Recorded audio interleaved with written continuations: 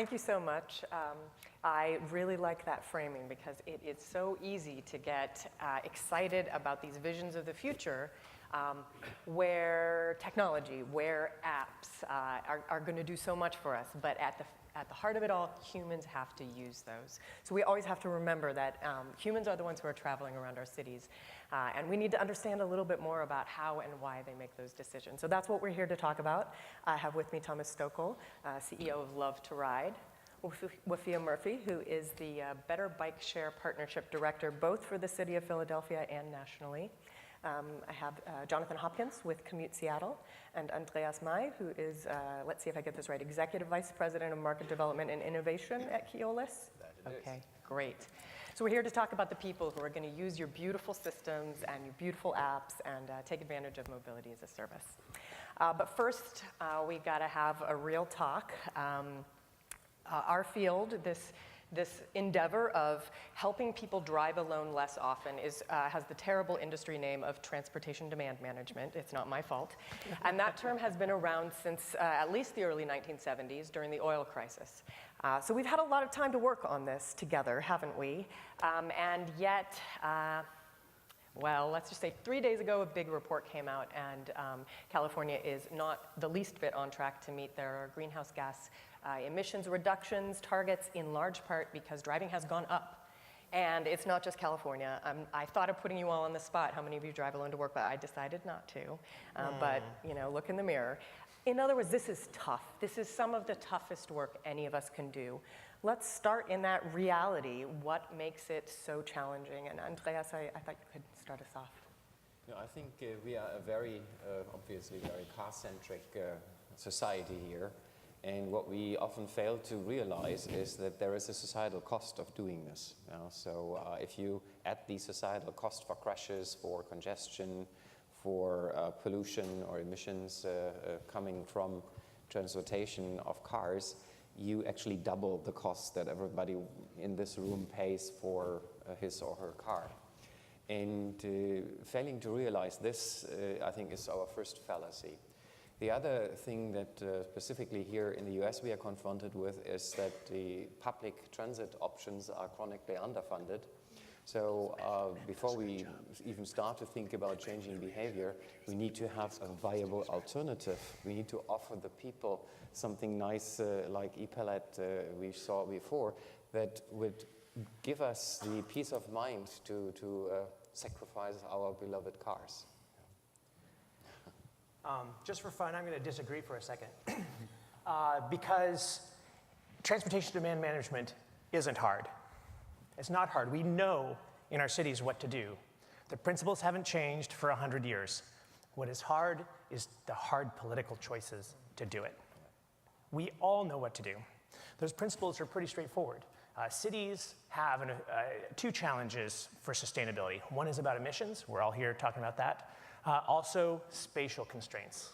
In the space of one car, or maybe one of the e-pallet vehicles we saw, you can haul one, or if you're carpooling, which hardly nobody does, up to 4 people in a car. That can hold 20 people in a bus. When everybody says that we should have a future that's shared, I agree with them. And the best way to share is to get people on a bus, get people on a train. In Seattle, we have room for 70,000 cars in our downtown for commuting purposes. We're the people who do the surveys. It's been that way for 8 years. Yet we have 300,000 jobs downtown. We've added 30% jobs in just 7 years. The only way we can add jobs in our cities is by getting people to travel more efficiently.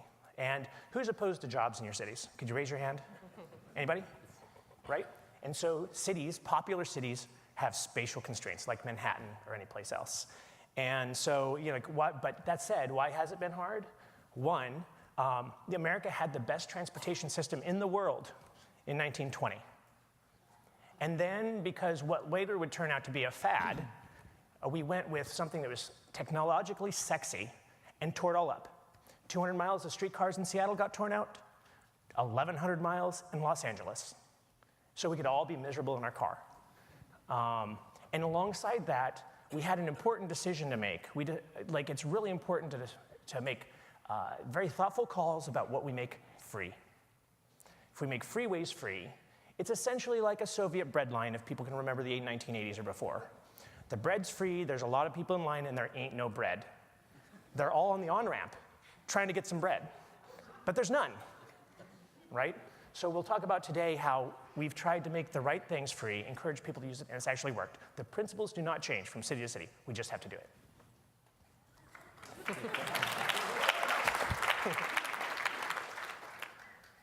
I would just add to that. I think, so a lot of cities and planners, they have this idea is that, we're the experts. We know what's best. And if we build it, they will come. And I'm sorry if there are any Field of Dream fans here, but that's not always the case. If I can't afford it, then I can't come.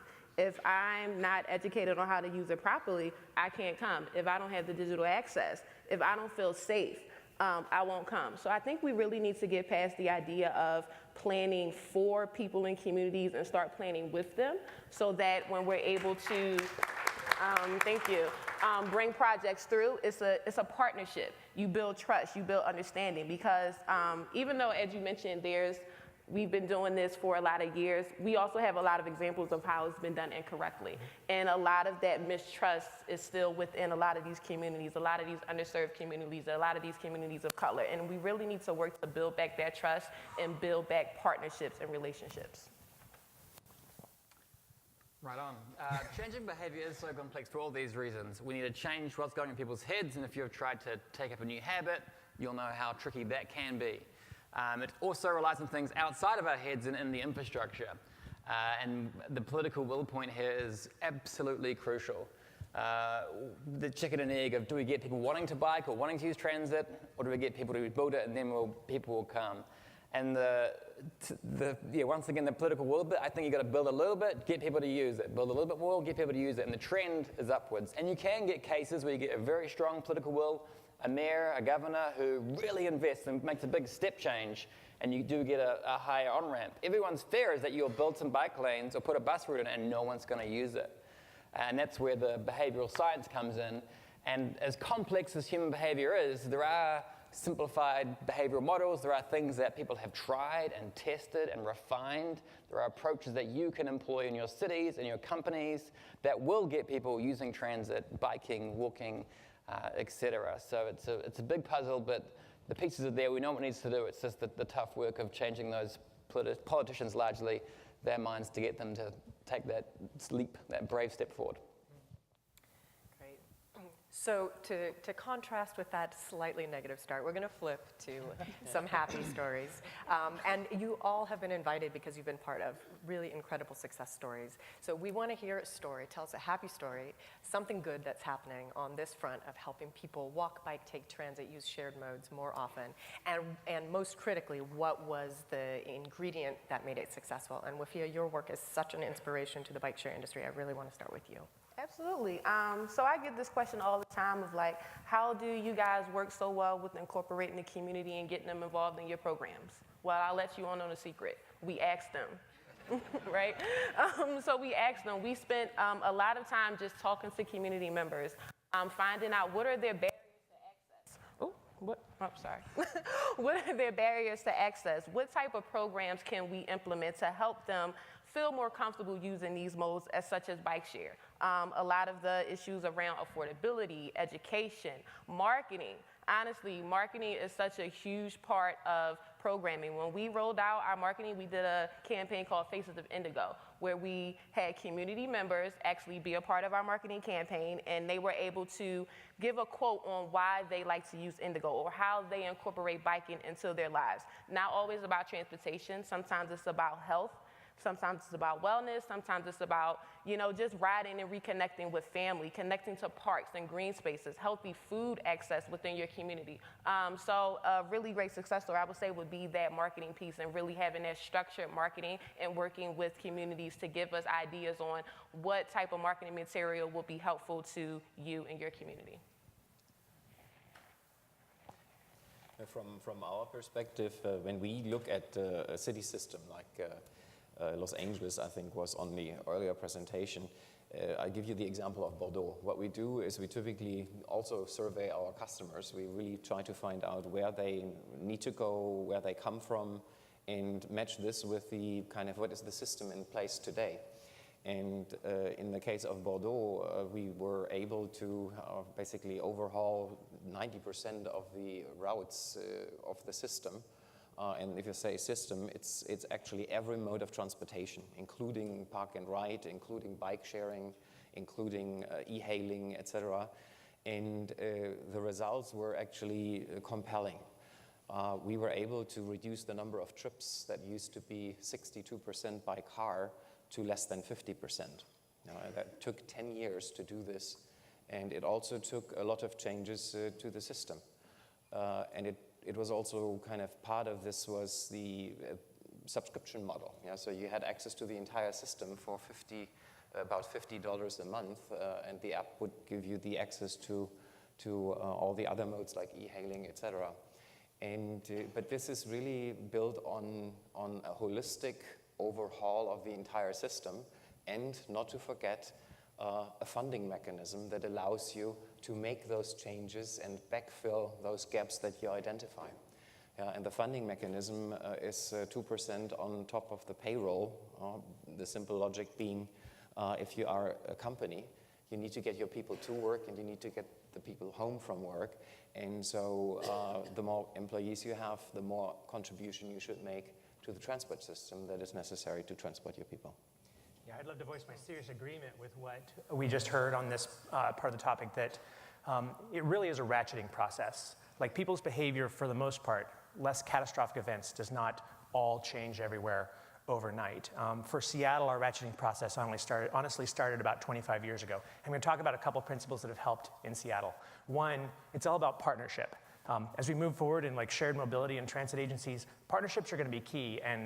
But in Seattle, that started 25 years ago, where businesses went to government and said, hey, we should pass a law.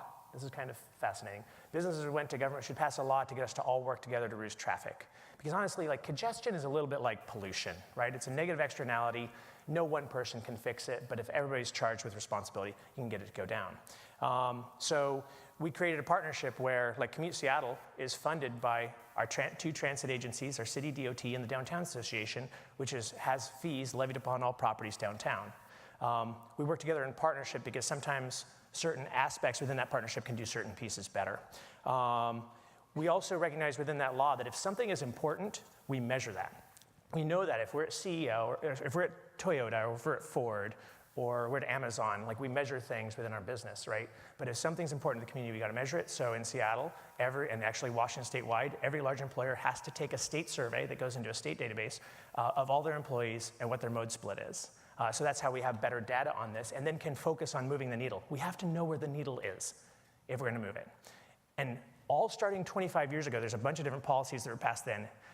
It led to this very virtuous cycle in Seattle that if we incentivize the modes that we like, whether it be bike share or transit, for Seattle it was largely transit at the time, we end up with more riders incrementally. When you get more riders, they're going to demand better service and more infrastructure.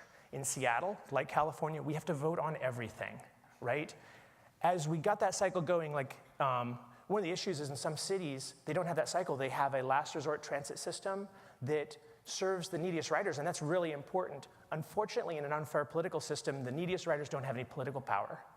In Seattle, we've been able to pair up the neediest riders with choice riders who do have political power, and they have shared interest in a better system.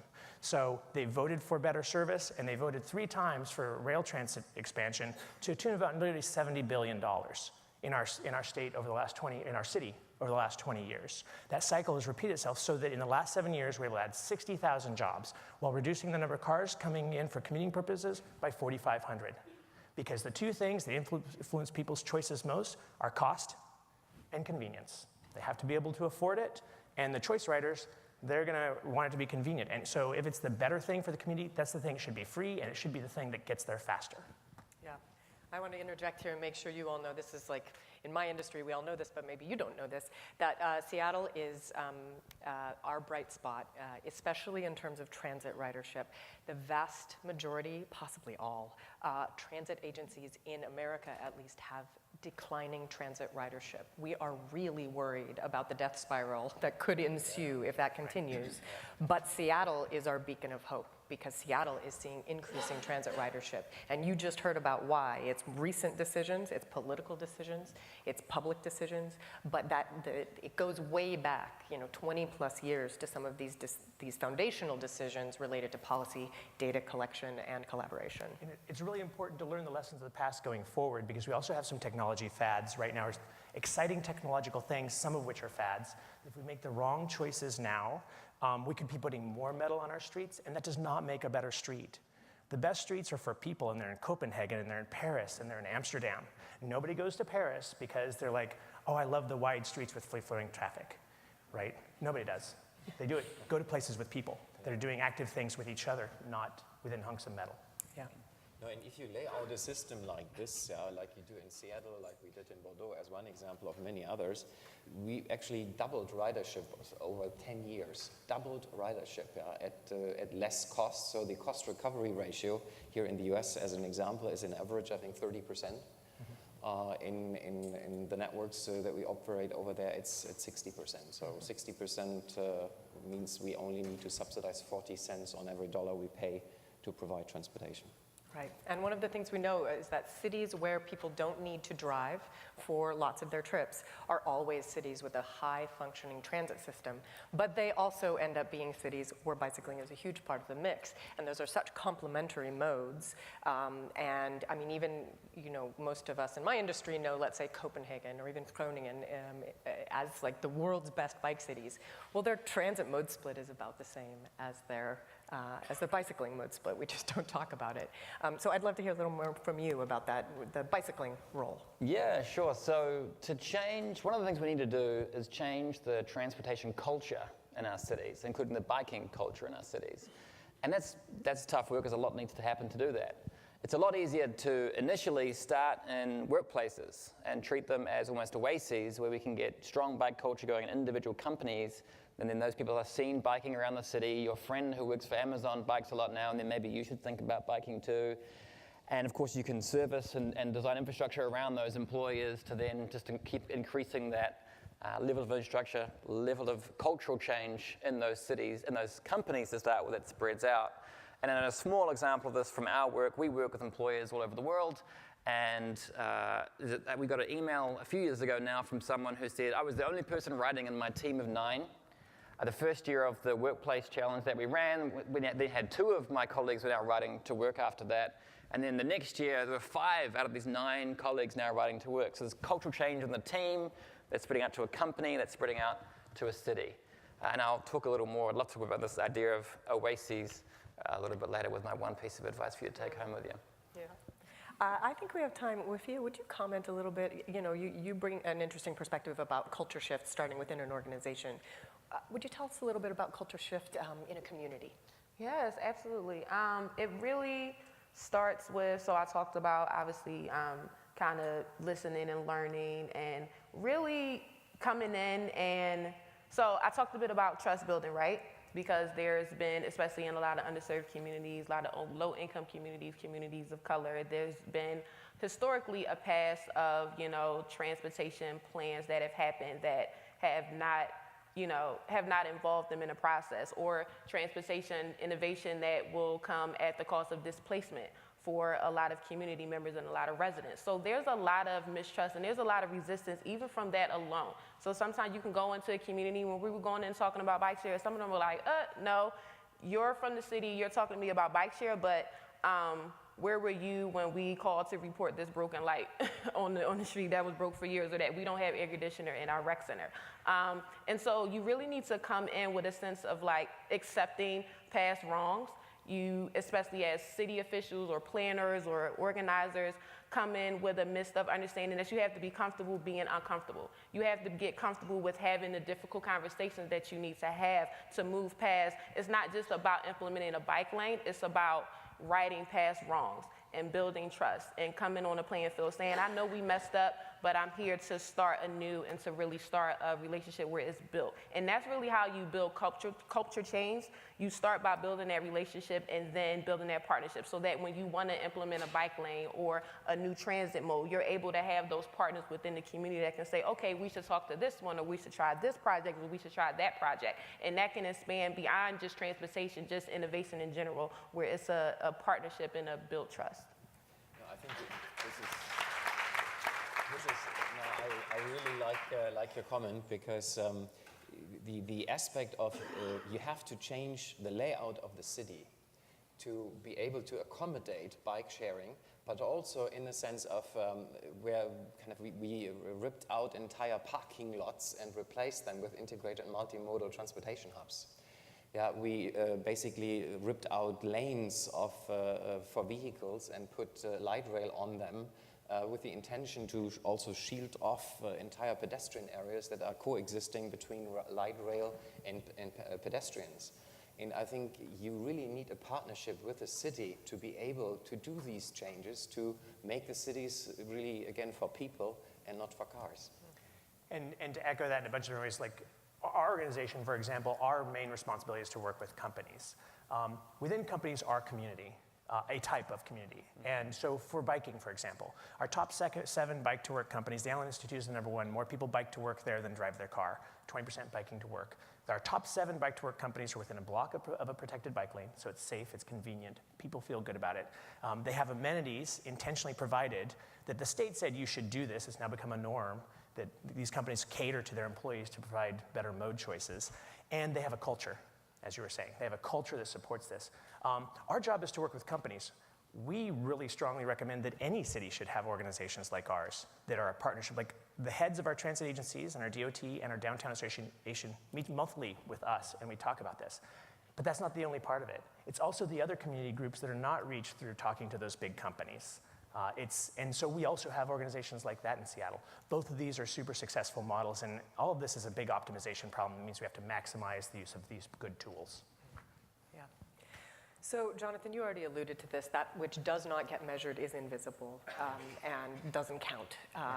And so I want to hear from each of you. How do you use evidence and how do you use data in understanding the problem that you're here to solve, in designing solutions, and in evaluating whether you're on track for your goals? Yeah, absolutely.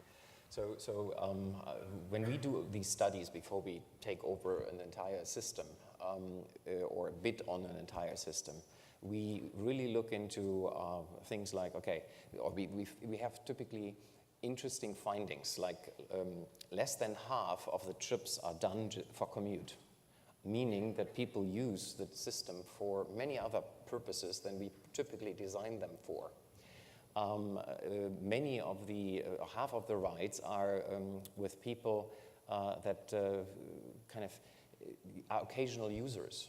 We design the system often just for people who regularly use these systems. And then an kind of a much larger portion of the revenue is actually made with the occasional users compared to those that use the system regularly. And if you just look at those 3 findings, you see a way to design principles that you need to apply to change your system. But the contracts that we have are kind of, in some instances, in Europe in particular, we have 200 performance indicators. 200 performance indicators by which we are measured to see whether we actually deliver the goods. And we did an analysis here of some of the contracts we have across the world, and it was striking to see how few stipulations were actually pertaining to customer experience, to improving customer experience. The overwhelming majority of the contract stipulations are about mundane, albeit important, operational issues. Very few contracts are designed to deliver customer experience. In Seattle, we have this very rich wealth of data because we have 300 of the largest companies have to survey themselves within the city. And so our job, we're a partner to the companies. We're trying to consult them and help them do things better instead of the government coming in and enforcing. So we don't shame companies, but we do cheerlead. Some of the companies that had the biggest turnaround, Gates Foundation, for example, they moved locations. The city placed a requirement on being in the new location that had to have below 34% mode split of driving. Before, they were around 90% at a location that was poorly served by transit. So they pay their people $3 to $4 a day not to drive. They use Loom, which is a integrated tool between the parking system and their HR system, so they can divvy out pay based on people's behaviors. They charge them for parking per day. Per day. That's very important. Many people have to drive sometimes, but if you force them to pay once a month, they're going to pay that and drive every day. If you make it an incremental rate, then that is the solution. And so we highlight those things, and then it leads us to some pretty great stats. Seattle has more cars per capita than LA. Just think about that for a second. LA is the car capital of America, aside from Detroit, kind of, but more cars per capita than LA. But 50% of us who work downtown take transit to work because we use our cars to hike and ski, right? 60% of the money that Metro gets in the fare box comes from employers because we've encouraged them. Transit benefits are like healthcare benefits. 60%, $100 million a year downtown employers spend on transit for their employees. That's absolutely incredible. And that's how we've been able to shift behaviors by deputizing companies and all working together as a community, not just leaving it to SDOT to do it or just leaving it to just the bike share company or anything else. We have to work together. I would say obviously data is super important. It not only helps show that what you're doing it not only helps prove that what you're doing is working, but it shows what you need to improve on. So I don't know how many of you guys cycle or use bikes, but there's often a misconception that, most cyclists are white, male, stale. And there's also a huge misconception that, people of color don't bike. And so what's so great about the work that we've been able to do with the Better Bike Share Partnership is to show that, yes, there are a lot of people of color that do bike and bike very often.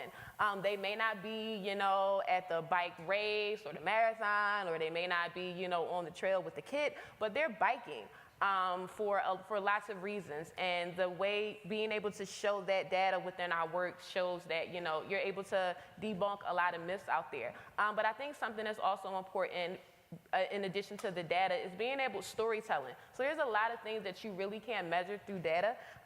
You can't measure the impact of the work that we were doing with a senior who was feeling very counted out and left out of a lot of conversations, feeling like they weren't marketed to because they're older and they're not coming outside. But no, we were able to talk to them and get them on a bike and talk to them about biking and show them how places that they can bike to in their community and give them that education. And they're like, I'm able to bike, not just, I'm retired, so I'm not biking back and forth to work, but I'm biking with my grandkids and with my great-grandkids and with, family. I'm biking to the park to get fresh air and just get out and get exercise. So there's also other things that we can measure through data, but measure just through storytelling and just through having those conversations and sharing those stories.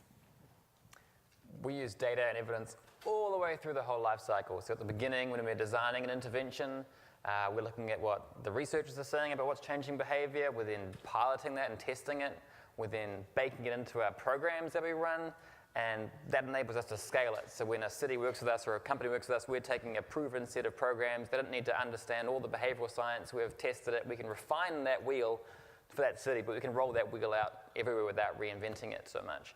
And then, of course, at the other end, where in every city and company we work with, we're understanding what the level of behavior change actually is. And there's a number of ways we do that with surveys and apps and data and all that good stuff there. So on the interest of time, data and evidence is everywhere. We use it all the time. Thank you. All right, so given the time we have left, y'all are going to have to keep this really pithy, but it's perfect for the tweeting that they're all going to do. So I want to know one piece of actionable, wise advice. Anyone in this room, whatever your role may be, if you have a role to play in helping people not have to drive their cars more often, what advice do you have for them? And I know you have one, so start with you. A marine reserve in the ocean is where they fence off an area and say no fishing in here. And what you get is a lot of fish swimming around. And then those fish end up going outside that reserve and populate the rest of the ocean. You've got a limited amount of money, you've got a limited amount of political capital. Spend it on a focused part of town. Build a high-speed busway, market to people on that busway. Consider the busway as origin destination. Build a bit of bike infrastructure that is world-class in an area that people want to bike to. And that will create bikers going up and down that area, that corridor. Then they bike elsewhere like fish going outside that area. I live in Atlanta, Georgia, super car-oriented city, right? I bike everywhere. I bike off-road all the time. I'm almost never on the road. I can bike to the orthodontist, to the dentist, to the everywhere by bike in Atlanta because I live in an oasis. And from that, you then get a case study and go, look at all the people biking in this part of Atlanta. We should do it with this other part of Atlanta. Look at people taking the bus in this part of Atlanta. We should do that elsewhere. So focus your resources, do it well, and get it used well. I would say, one thing. That's tough. Just one. The one piece of advice I would give to anyone working to really, truly incorporate equity. I know we hear that a lot. It's like the buzzword equity, equity, equity. Everyone's saying it, but what's the action behind it? I would say the number one advice I would give is to incorporate an equity strategy from the very beginning. I have so many people come to me and they're like, yeah, we did this project, we rolled it out, we built it, they didn't come. And so now we're restructuring our strategy and we want to incorporate equity to get people to come. And if you just incorporate it from the very beginning, when you're thinking about this idea, when you're working out your budget and your funding and your staffing, who's at the table during these conversations? Do I have people from the communities and the residencies and the people, the citizens that I'm building this for? Do I have those voices at the table? Am I, providing funding to add the staff time that we need to do that additional outreach? Am I providing that time? Because if you do it right from the very beginning, you save so much time and you really are able to really do a project that's really, truly meaningful and equitable. In Seattle, we're running out of transit capacity. We need more buses. We've just grown so fast, we can't do that. And we're not going to be the only city that has these sorts of challenges. We can't solve this just with transit, bikes, and walking. It's a land use issue too. And if we don't do that in an inclusive way, we're going to fail our cities and fail our people. And one of the challenges of that, and I'm thinking back to what Michael Tubbs said yesterday of people not necessarily having a sense of, they say they have urgency, but they don't. The people making decisions about housing affordability and housing and land use, they're not homeless. They live in a nice house in the rich part of town. The people are saying that emissions are 40%, transportation is 43% of emissions in Washington State. We say we have an earth emergency. The earth's going to explode, at least California will. But the people making decisions about that are probably driving a car. Where is the sense of urgency when they don't feel it themselves? We have to find a way to solve that. Very good. My recommendation would be to, as a city, you need to stay in the driver's seat. And in the driver's seat, in the sense of... May I, or be the captain of the tandem? Or the captain. You need to be... The engineer of the train. You need to be the captain of your entire system. And if I say entire system, I mean entire system. Every single mode, including parking, including bikes, including e-hailing, you need to be the one that organizes the app or manages the app that orchestrates all modes of transportation in your city. You need to avoid a scenario where I come with my phone and I have a Lyft app, an Uber app, a Toyota app, a GM app, a Ford app, and 3 bike apps. It's not working. So the city needs to stay in the captain's seat. Thank you. Very good. Can someone tell us which is our lunch table? This one, okay, so we'll be there, and this is such an important topic, I'm sure we'll spill over, so we'll take over some of the adjacent tables. We can't wait to talk with you at lunch, afterwards, and thank you so much to our panelists. Thanks, everybody.